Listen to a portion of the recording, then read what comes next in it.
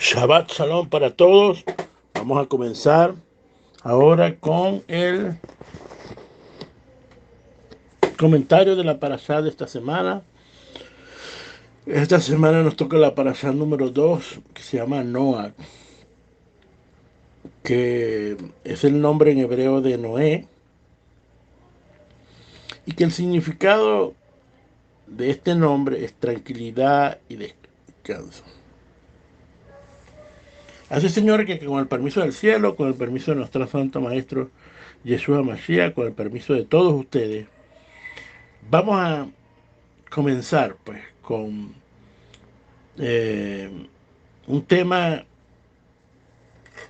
que he dispuesto a enseñar hoy sobre el significado, ¿verdad?, de el pacto de Dios con Noah. ¿Cuáles son esos mandamientos? ¿Cuál es la importancia de estos mandamientos? ¿Para qué nos sirven? Y tener una idea de todas estas cosas, señores. Los temas que hay incluidos en esta parashá, que son bastantes, vemos aquí la perversión de la generación de Noah, el decreto del diluvio, y vemos el orden de ingresar al arca, el comienzo del diluvio, que en hebreo se llama Mabul, todo lo que pasó de la inundación de la tierra, se cesan las aguas, el Eterno le da permiso a Noah y a su familia de salir al arca. El Eterno hace un pacto con Noah y hace una bendición sobre Noah y su descendencia. Les da aquí la prohibición de comer carne con sangre y de asesinar. Aquí les da dos mandamientos. Finalmente vemos la maldición de Canaán, el nieto de Noé, y al final terminamos con las descendencias de los hijos de Noah, y al finalizar terminamos con la torre de Babel y las generaciones de Shem y Terán. ¿Cuál es el significado del pacto de Hashem con Noé? Así que vamos a darle gracias a Dios por el estudio de la Torah. Bendito eres tu eterno sobre el universo, creador del cielo y la tierra.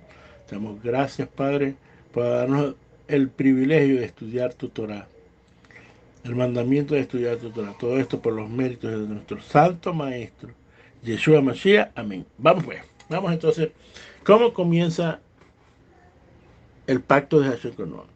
En Bereshit 9:12 dice: y el Eterno le dijo a Noah: esta es la señal del pacto que hago entre yo y vosotros, y todo ser viviente que está con vosotros por todas las generaciones.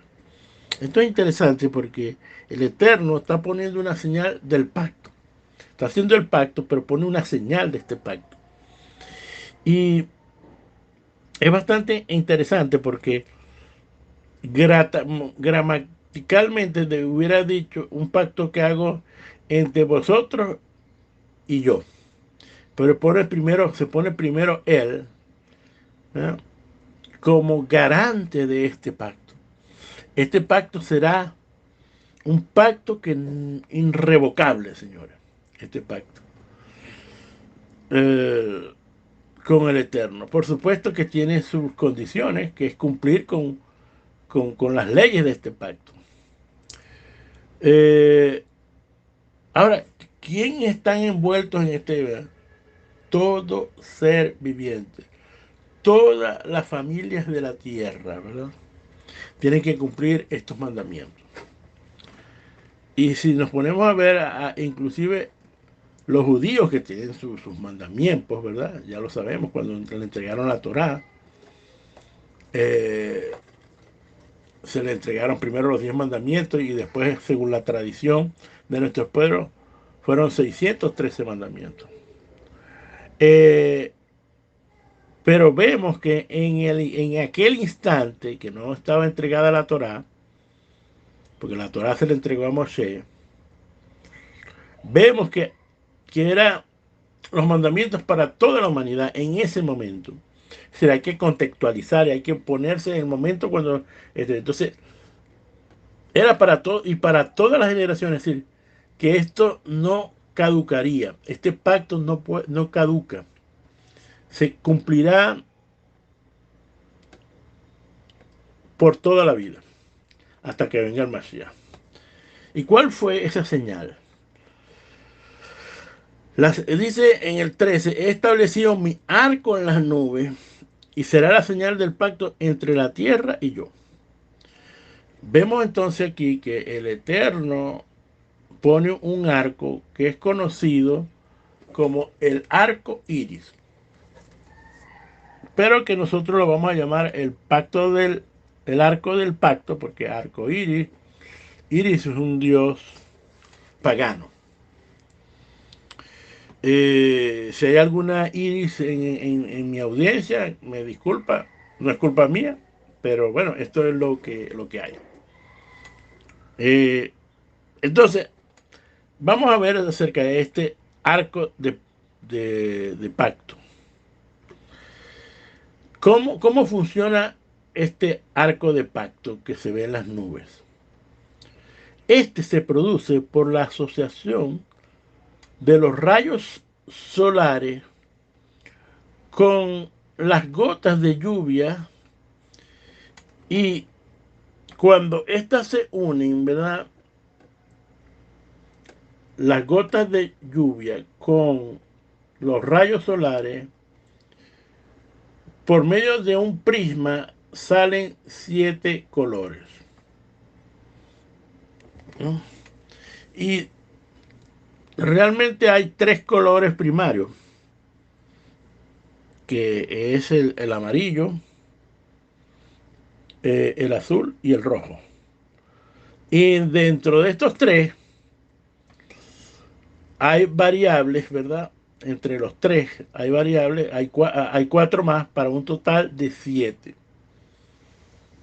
Que por cierto, la bandera que están usando estos movimientos de LGBT eh, tiene 6 colores. Me llama la atención que tenga 6 colores. Y probablemente sea, ¿verdad?, que hayan quitado un color a propósito para no cumplir las 7 leyes de Noah. Probablemente el de las relaciones sexuales indebidas debe estar fuera de eso por razones obvias. Entonces, al producirse la asociación entre la luz solar con las gotas de la lluvia, los sabios indican que el sol, los rayos del sol representan la severidad divina o el rigor divino, y la lluvia representa su bondad y bendición.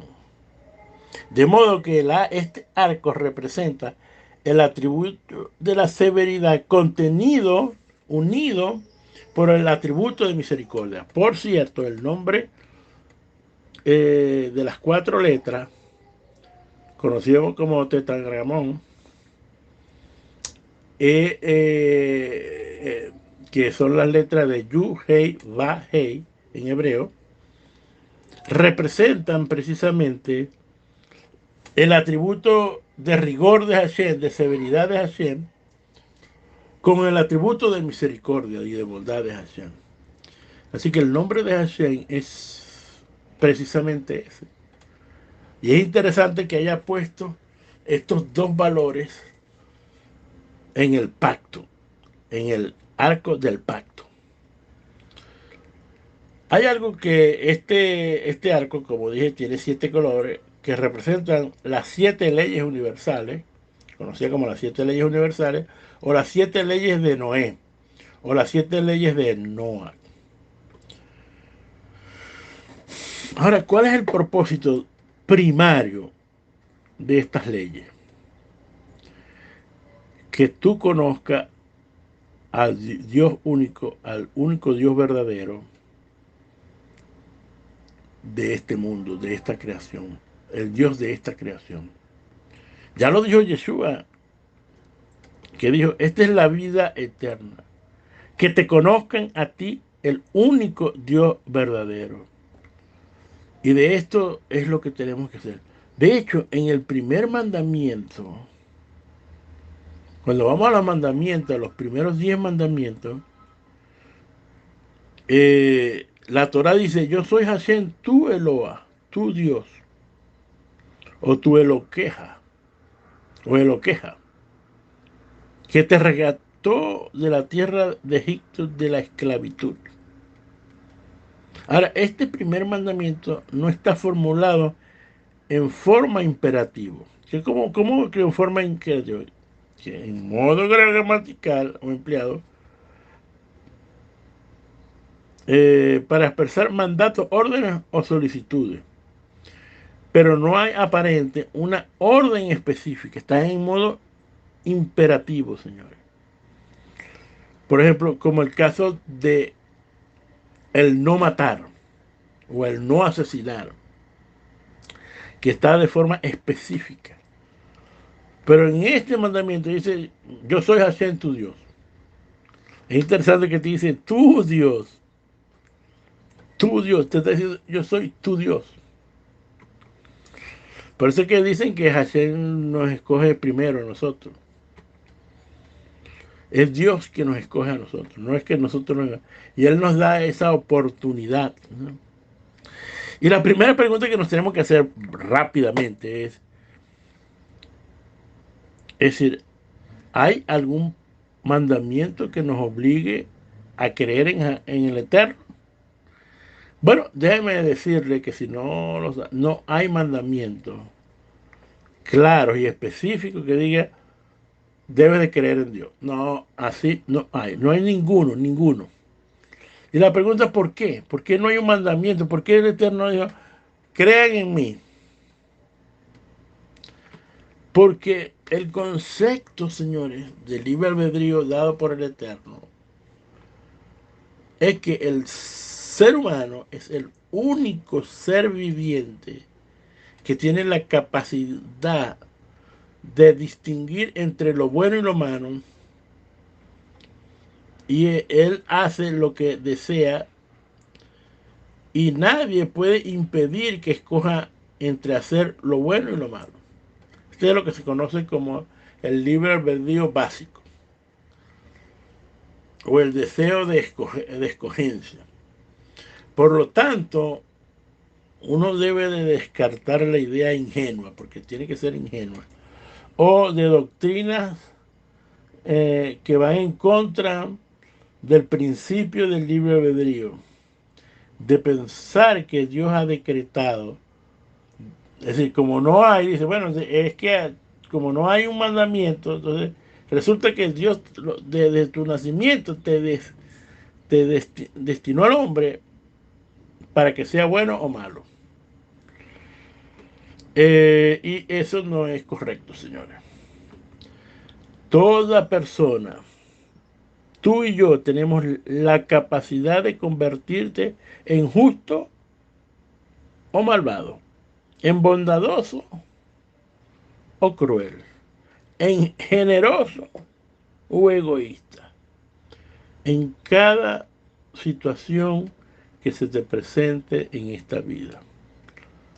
Tú tienes esa capacidad. No hay nada en este mundo, ¿verdad?,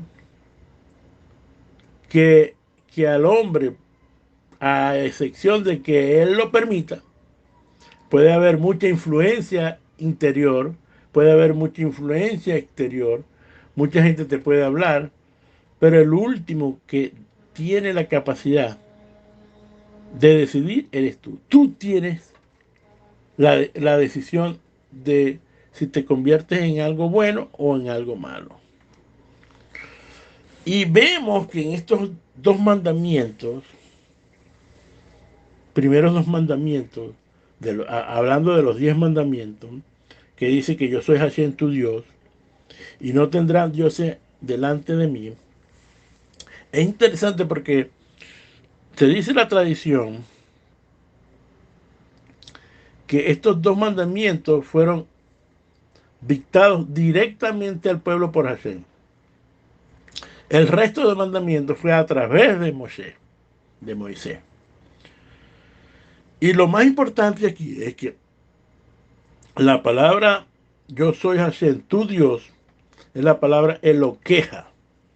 Y Eloqueja, que cuando lo traducimos a Dios, no nos da la realidad, el significado real, porque Eloqueja da la idea de autoridad máxima, de juez supremo y soberano.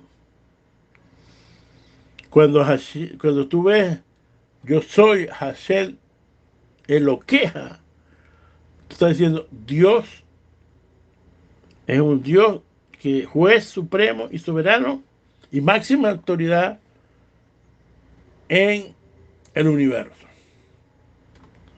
Ahora, este mandamiento es la base, o estos mandamientos es la base para hacer los otros mandamientos. Es decir, que debemos de aceptar a Hashem como máxima autoridad que rige que rueda nuestras vidas. Es decir, el primer mandamiento, entonces, es la base para los otros 9 mandamientos.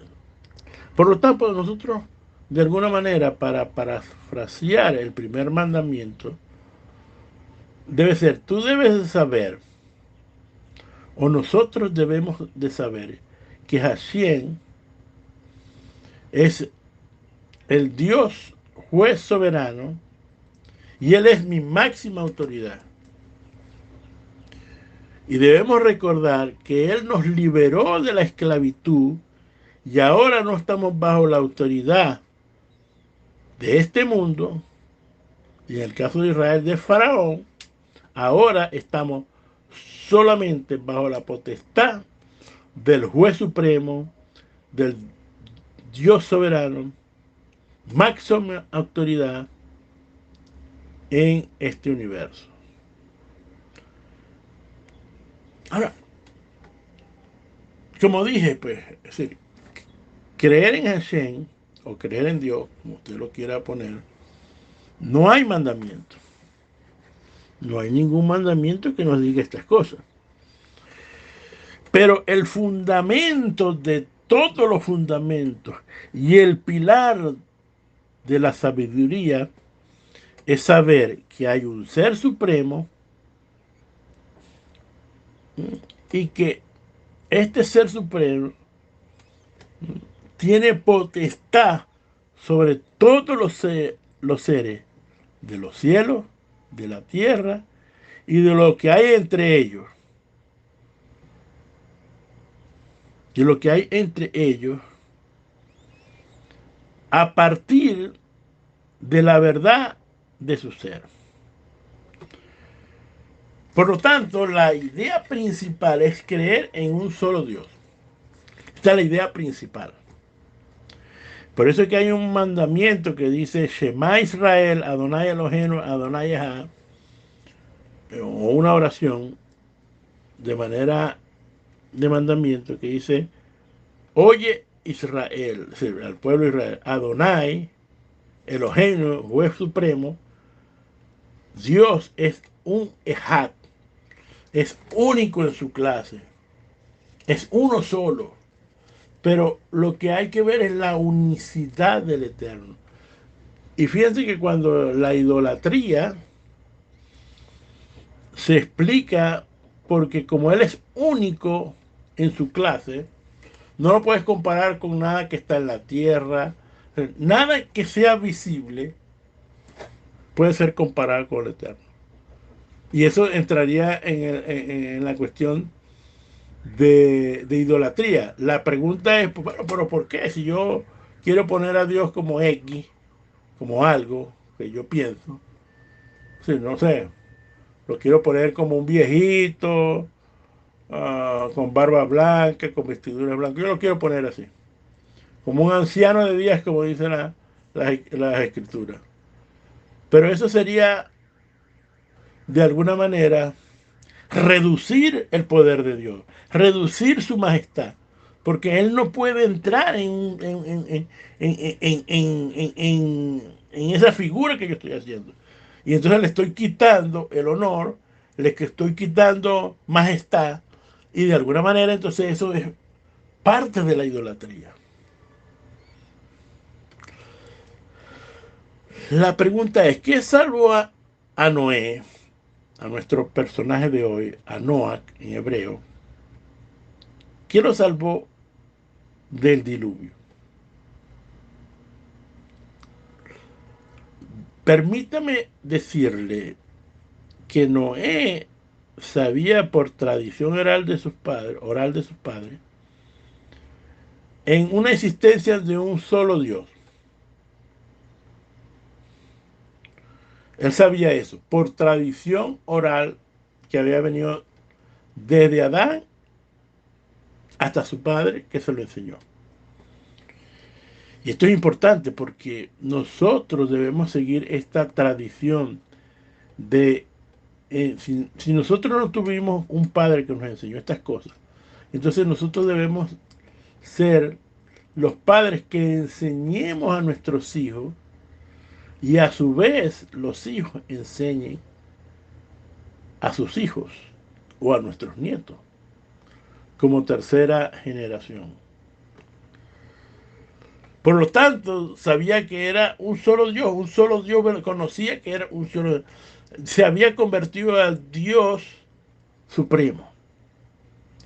En Bereshit 6:9 nos indica que Noah era un hombre virtuoso y perfecto. Otras tradiciones justo y recto.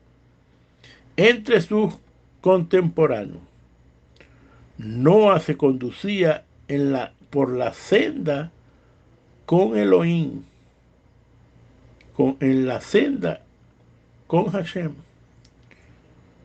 Es interesante porque la palabra virtuoso o justo es la palabra sadik. ¿Y qué es un sadik?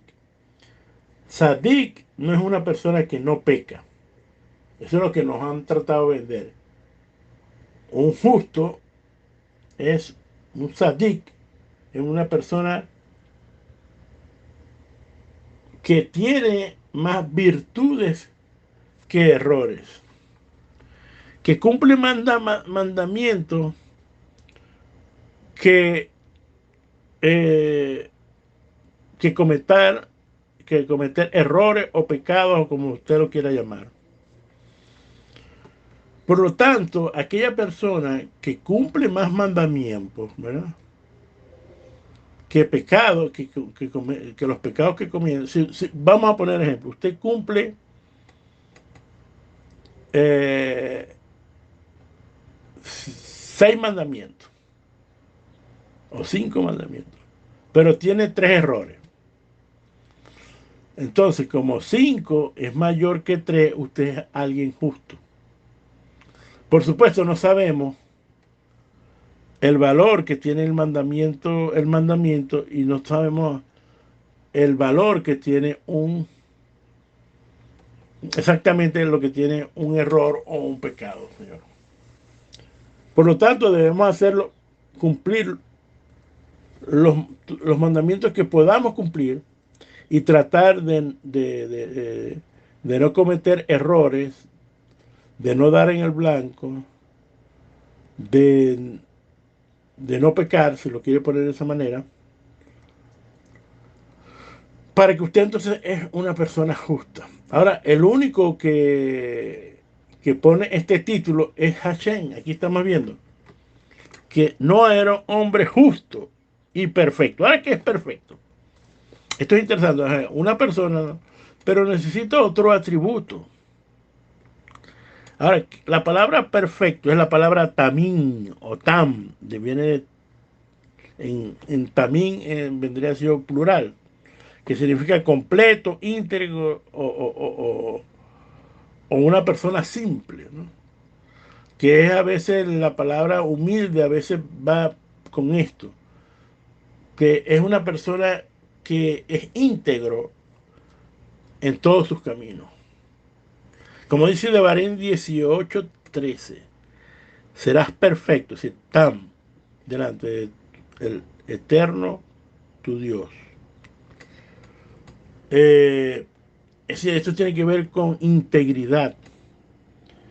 Es ser como la persona que es honesto, que tenga códigos morales, que tú tengas ética, que seas puro, perfecto, valiente, sin vacilación. En medio de una generación perversa y maligna como donde estaba Noah. Ahí podemos ver que tú puedes vivir en una sociedad como la de Noah y todavía ser un hombre íntegro. Fíjense que como tanto Noah como Abraham fueron llamados también. Y dicen que ahí hallaron gracia delante del Eterno. Eran hombres sujetos a pasiones, que cometían errores. Y lo vemos. Abraham cometió errores, Noé cometió errores. Pero eran justos porque hacían más mandamientos, cumplían más mandamientos que errores. Y lo que, y lo que equilibraba esta cosa es que eran íntegros. Y al hacer tú íntegro, te llenas de una pureza en el corazón. Y eres una persona completa cuando cumples estos dos mandamientos. Ahora, realmente ser íntegro y justo tiene que ver con cumplir los mandamientos que te tocan hacer. Hoy en día, ¿qué le toca a una persona cumplir? Ahora, ¿tú quieres ser un justo como Noé? Número uno, tendrás que cumplir las 7 leyes universales que la vamos a ir desarrollando durante la enseñanza. Segundo, tener un corazón limpio, puro, íntegro. Tú puedes ser honesto, pero la integridad es otra cosa. La integridad es otra cosa, señora. Cuando seamos íntegros, ahí entramos en los niveles de Noé y Abraham. Ahora, ¿cuáles son la importancia de las leyes? Estas 7 leyes universales o 7 leyes de Noé o 7 leyes de Noah. Realmente la importancia es para saber, para hacer la voluntad del Eterno y cuáles son los mandamientos que debo de cumplir. Lamentablemente a veces nosotros hacemos mandamientos que no nos tocan. Ahora, no es que está mal, no es que está mal, pero primero tienes que cumplir las 7 leyes universales. Y también saber el rol que me toca en este mundo. No vaya a ser que esté tomando un rol que no me toque, inclusive usurpando como judío un rol que no me toca. Y por lo tanto nos toca hacer los mandamientos, instruir a las naciones, pero ahí cuando dice instruir a las naciones, es que nosotros debemos enseñarles primero a nuestros hijos, después a nuestros familiares, gente cercana, y después vamos a instruir a las naciones. Tiene que ser en ese, porque tú no puedes instruir a 1000 personas en una congregación y que tus hijos no instruyas a tus hijos. Está incorrecto, está totalmente incorrecto, está fuera de foco. Sabemos que los mandamientos del Eterno, la humanidad está dividida en dos grupos. Los hijos de Israel, que tienen sus mandamientos, ¿verdad?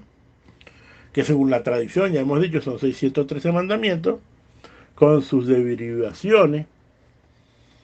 Y los hijos de Noah con 7 mandamientos y sus derivaciones. Ahora, la observancia de estas 7 leyes universales es un yugo de fe para con Hashem. Es decir, que de ser observadas estas 7 leyes, entonces, que fueron ordenadas por el Eterno, cuando un gentil, cuando un justo de las naciones, cuando una persona como tú y yo se embarca en el estudio de estas 7 leyes universales, entonces, dicen los sabios, mismos sabios de Israel dicen que es capaz de alcanzar el nivel espiritual superior a de un sumo sacerdote, que ya es bastante. Por supuesto, usted tiene que entender que el castigo por transgredir cualquiera de las 7 leyes universales, la mayoría son de pena capital.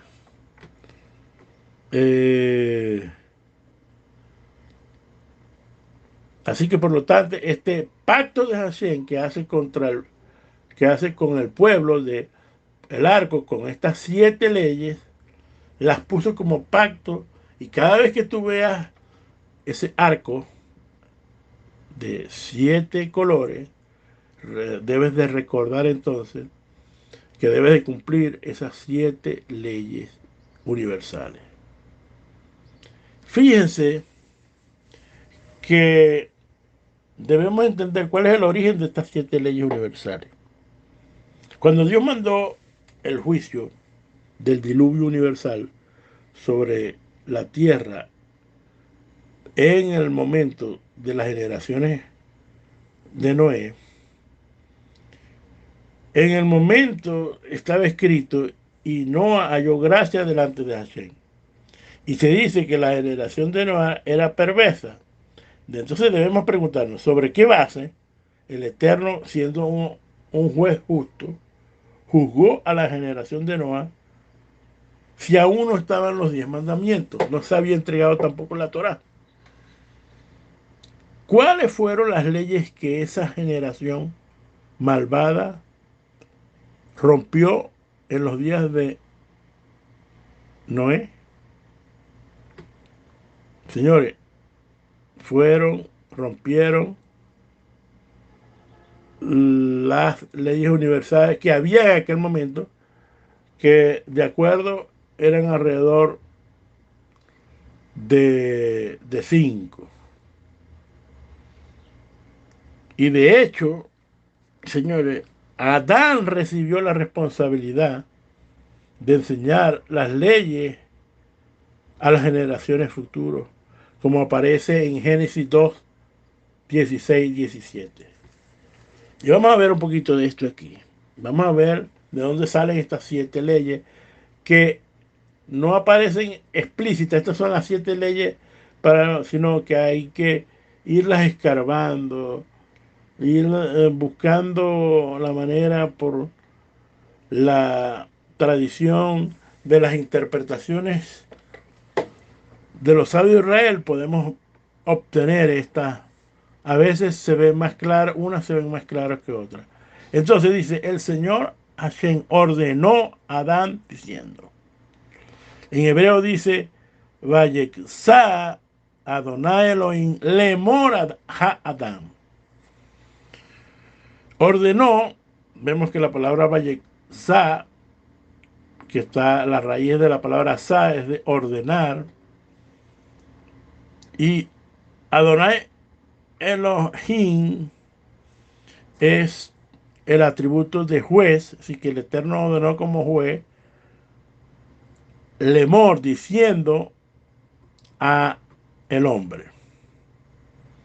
Y dijo así, de todo árbol del jardín ciertamente podrás comer, pero del árbol del conocimiento del bien y el mal, tú no deberás de comer, porque el día que comas de él ciertamente morirás. Fíjense que el principio está da un mandamiento a Adán de todos los árboles del jardín podrás comer. Sí, ahí vemos un mandamiento. Pero le dice, mira, no podrás comer del árbol del conocimiento del bien y del mal. Porque ciertamente el día que coma, ciertamente morirá. Así que no podías comer ese. Pero entendemos que por el contexto que el hombre solamente se le había ordenado eh, comer, que según el contexto que podía comer el hombre, vegetales, frutas, y estaba prohibido o no estaba permitido comer animales. Así que vemos aquí que el hombre en el principio era vegetariano, por decirlo de una manera. Pero ya vamos a ver por qué el Eterno permitió que el hombre comiera animales. Pero eso lo vamos a ver más adelante. Pero aquí lo más importante es la palabra ordenó, que es una referencia, vaya a leyes de justicia dictadas por el juez supremo, que es el Eterno, Elohim, Adonai Elohim. Y es bien importante porque así es que aparece en Génesis 18 y 19. Vemos que el profeta Isaías nos recuerda que Sión será redimida con mispat, con justicia, y los que regresan a ellos con sedacá, con obras de arrepentimiento. Entonces aquí vemos, ¿verdad?, que es una persona que mispat, que cumpla los mandamientos que tiene que cumplir, ¿verdad?, que cumpla más mandamientos que errores, y segundo, con obras de arrepentimiento, con un corazón íntegro. De alguna manera vemos aquí a Noah y a Abraham. Cuando entonces es importante aquí porque eh, hay que buscar el equilibrio entre la bondad y la justicia, como lo podemos ver aquí. Y cuando vamos a juzgar a alguien como jueces, debemos tener el principio de Sedaka Mispatín, que es el concepto que aparece aquí en Isaías 1:27. Fíjense que cuando usted da una ofrenda, una sedacá, usted está equilibrando o haciendo justicia de parte del Eterno de alguien que tiene una carencia, y usted con esa ofrenda equilibra a la persona por medio de la bondad y hace justicia, hace el equilibrio entre lo que el rigor de que esta persona cayó en la pobreza por no cumplir los mandamientos, no cumplir con la verdad, y tú lo equilibras por medio de la ofrenda, porque le ayudas a él a, de alguna manera, a equilibrar el problema que él tiene. En Jeremías 9, Hashem nos dice lo que debemos hacer, que es en entenderme y conocerme a mí, que yo soy el Eterno, que te hago bondad, juicio y justicia en la tierra, porque estas cosas me agradan, dice el Eterno.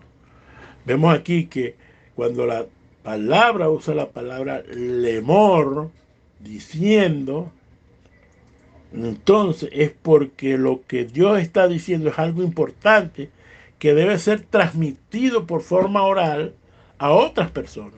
Cada vez que usted vea la palabra lemor. Y lo vemos en Éxodo 22, cuando fue entregada la Torá.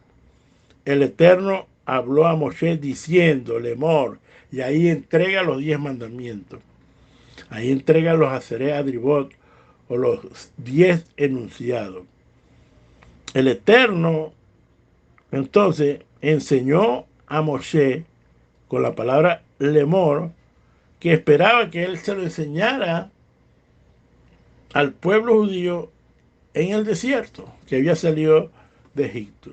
Y a Adán se le enseñó a sus hijos también estas leyes universales. A Noah también se le dijo lemor. A Abraham también se le dijo lemor. ¿Por qué? Porque había que enseñar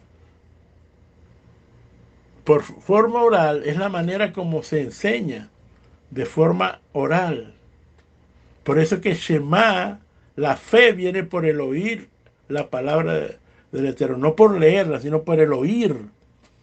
Y aquí vemos entonces que el oído es muy importante y los dichos de tu boca son súper importantes porque de ahí emana la vida, señores. Y no solamente eso, sino que tú transmites el corazón de Hashem cuando empiezas a dar sus mandamientos, a enseñar su Torah.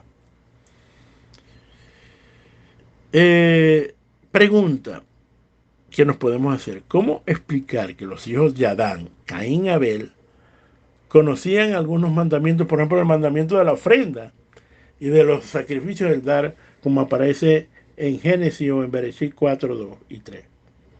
¿De dónde sacaron ellos que había que hacer un sacrificio, una ofrenda? ¿De dónde sacaron ellos que había que hacer un corbán al Eterno? ¿De dónde sacaron ellos que había que bendecir a Hashem por todo lo recibido? Señores, por la tradición oral. Adán enseñó a sus hijos que debía bendecir a Hashem por todo lo recibido. ¿Por qué? Porque él decía que si tú no bendices a Hashem, entonces robas. Y digo yo, bueno, pero que estoy robando, le estás robando la gloria a Hashem. Cada vez que tú tomas algo sin permiso, señor, estás robando. Cada vez que tú, por ejemplo, llegas a cualquier casa, ¿verdad? Y abres la nevera, tienes la osadía de abrir la nevera y agarrar algo comestible, una torta, una fruta, debes de pedir permiso, incluso si es tu familia, tu mamá, tu papá, tus hermanos. No puedes decir, bueno, no, yo lo voy a agarrar porque estos son familia mía. No, debes de pedir permiso, porque así el Eterno lo dijo: podrás comer de todo, pero del árbol, del conocimiento del bien y el mal, nos está enseñando que no todo lo podemos agarrar. Es decir, no podemos presumir que si nuestros padres tienen frutas en la nevera, es para que todo el mundo lo tome. No, debemos pedir permiso. Mamá, papá, hermano, primo, ¿puedo comerme esta fruta? Y ellos te darán el permiso. Y ahí, entonces, ¿verdad? Podrás ver que aquel que te da una fruta, ahí se hace la, la bendición, porque no es la persona, si es el Eterno. Cuando tú tienes claro el concepto, entonces le das gracias a Dios por lo que por lo que te vas a comer. Por eso es que es importante dar gracias a Dios a la entrada, porque tú entonces estás, primero, estás bendiciendo a Hashem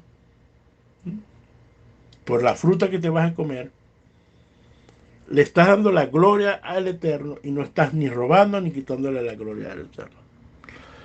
Y estás honrando a Hashem con lo que te da.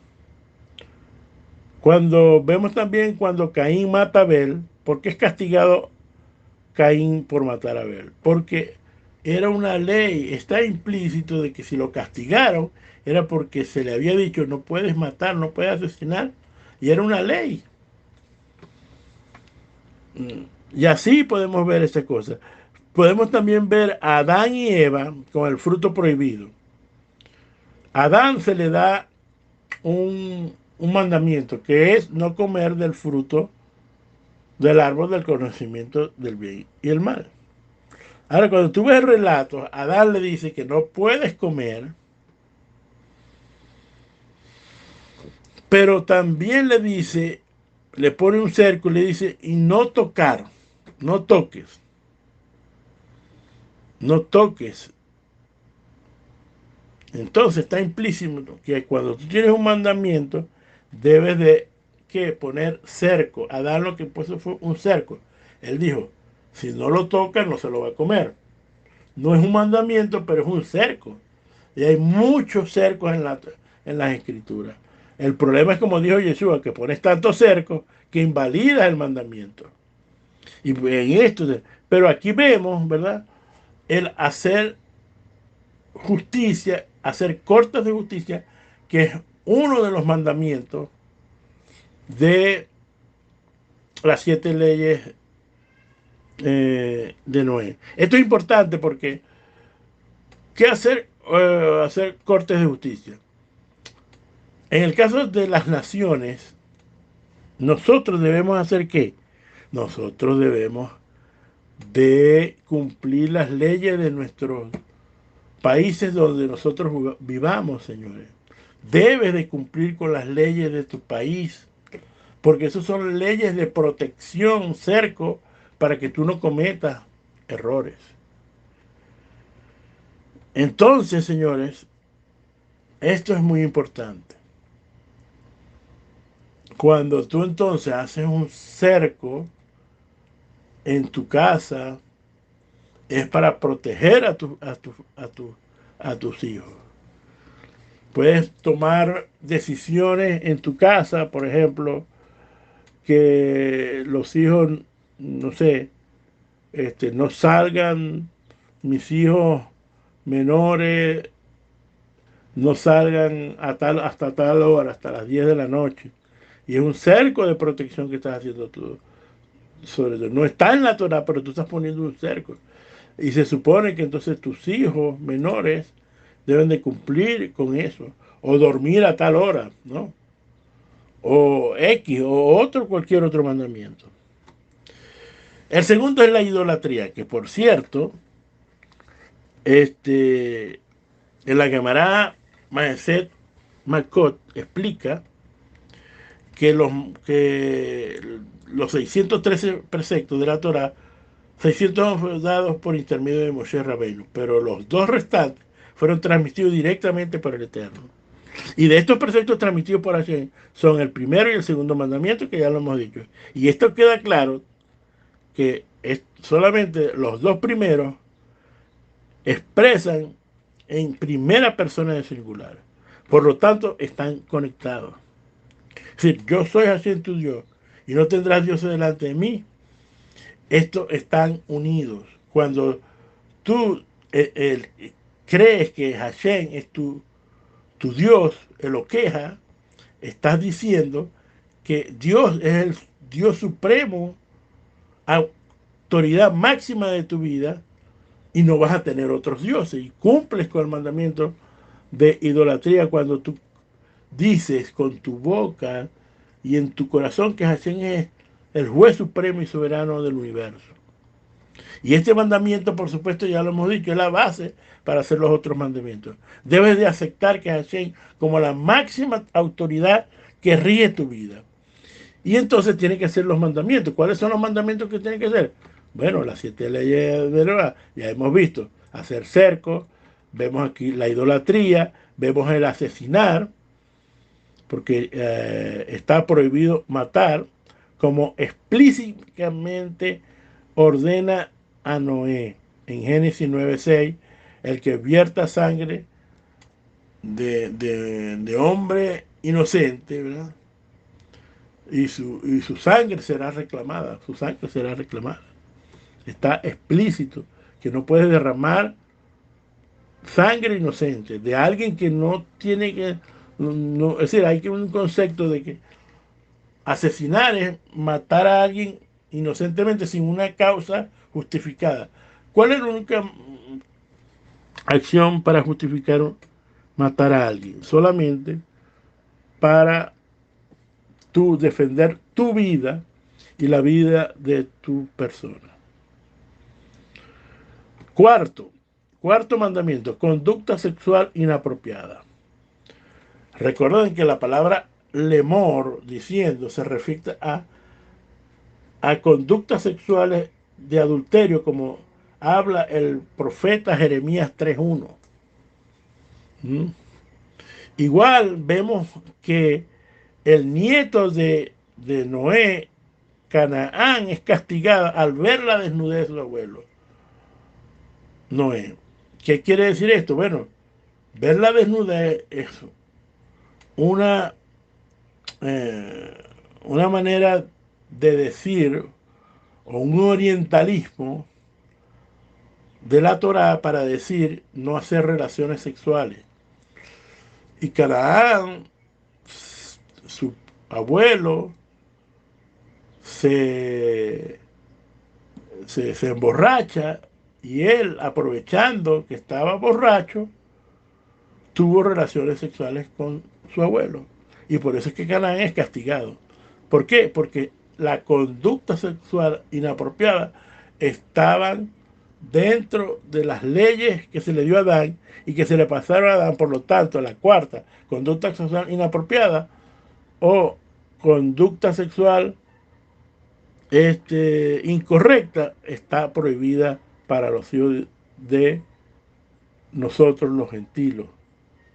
También a los hijos de Israel. El robo, por ejemplo, ya vimos esto, de todo el árbol del jardín, ¿ah? Es la quinta, podrás comer, pero hay una prohibición implícita al robo.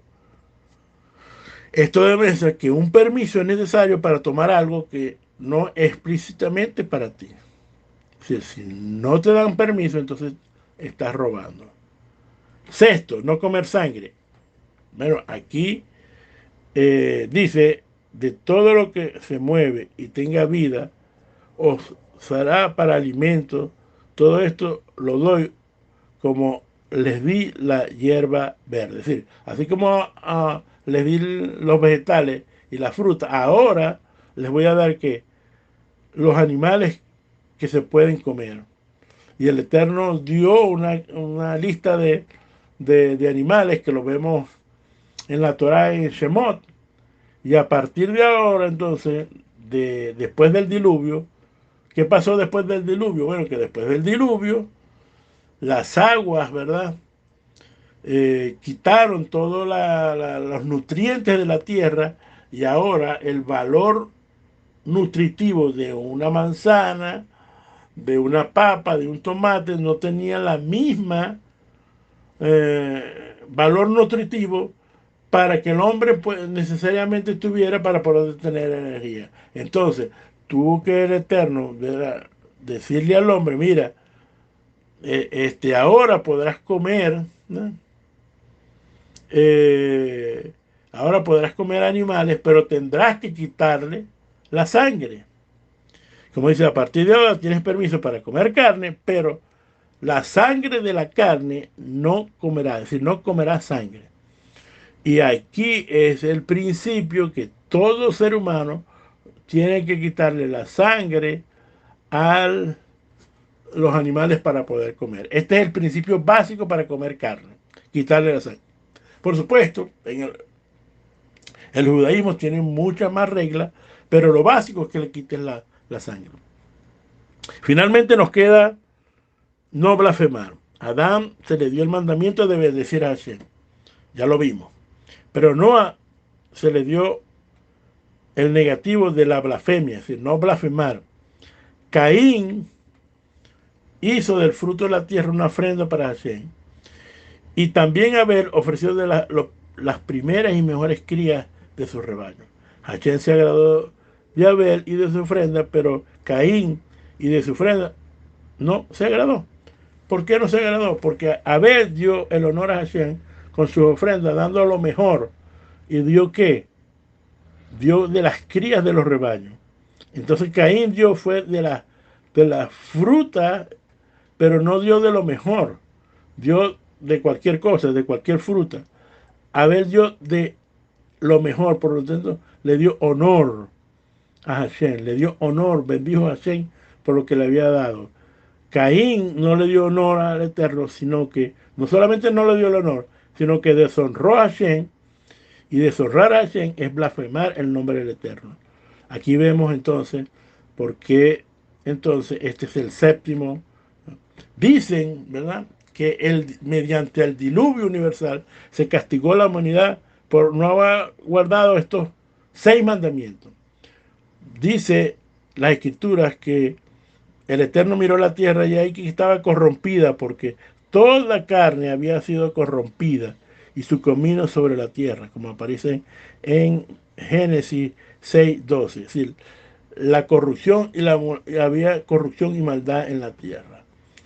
Los sabios indican que corrupción es la palabra shahat, y esta palabra shahat siempre se usa para los pecados de inmoralidad sexual, prácticas de idolatría y blasfemia a Hashem. Cada vez que usted vea shahat, estos 3 pecados están, o estos 3 mandamientos que no se deben de hacer, está la palabra shahat.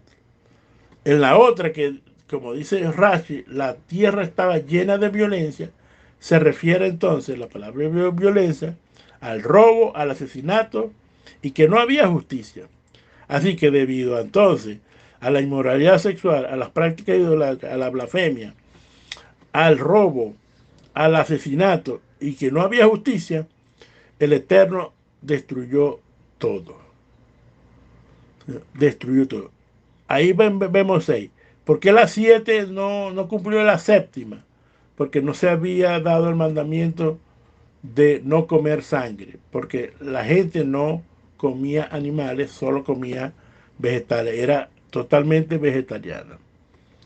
Finalmente, señores, nosotros debemos, para terminar ya, es importante el concepto de fe y de fe obediente.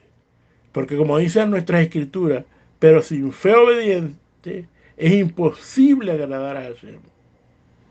Fe obediente se traduce como emuná, certeza y convicción que produce confianza. Como dice en Hebreos 11:1.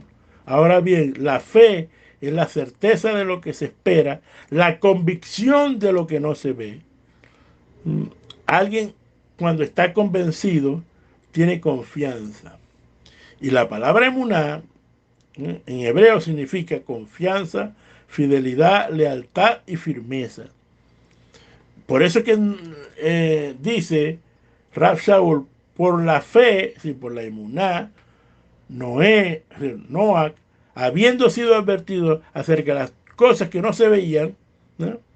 Que no se veía, que lloviera y que toda la tierra fuera cubierta de agua. Esto no era correcto. ¿Por qué? Porque el Eterno cada mañana soltaba un vapor, un rocío, y que regaba toda la vegetación, regaba toda la tierra y no se necesitaba que lloviera. Por lo tanto, como él no veía llover, con temor reverente y con plena seguridad, construyó el arco que el Eterno le dijo. Se accionó para la salvación de su casa mediante esta fe obediente. Señora, fe es un verbo que denota acción. Y tenemos que tener emuná. Pero tenemos que, la emuná tiene que accionar. Accionar con lo que el Eterno te dice que tienes que hacer. Cumplir las 7 leyes universales, las tienes que accionar. En el momento que tú las acciones, cuando tú cumples la Torah que te toca, cuando tú tienes emuná, que es la Torah que te toca, entonces eres un justo. Y cuando eres un justo, tienes un corazón puro, ¿verdad? Y comienzas a ser una persona íntegra. Y cuando tú tienes estas 2 cosas, ¿verdad?, o estas 3 cosas, fe, ¿verdad?, justicia de justo, y tienes integridad, tú te unes al alma del Mashiach, quien te ayuda desde los cielos, ¿verdad?, te ayuda a recibir las bendiciones que tienes que recibir. Y déjeme decirle que el alma de Mashiach, ¿verdad?, ahorita está sentado a la diestra del Padre, haciendo ofrendas espirituales a favor de nosotros en el templo que está en el cielo. ¿De acuerdo a qué? A la majestad de ser sacerdote, de acuerdo a Melquisedec, a la orden de Melquisedec. Señores, la pregunta que les quiero hacer para terminar.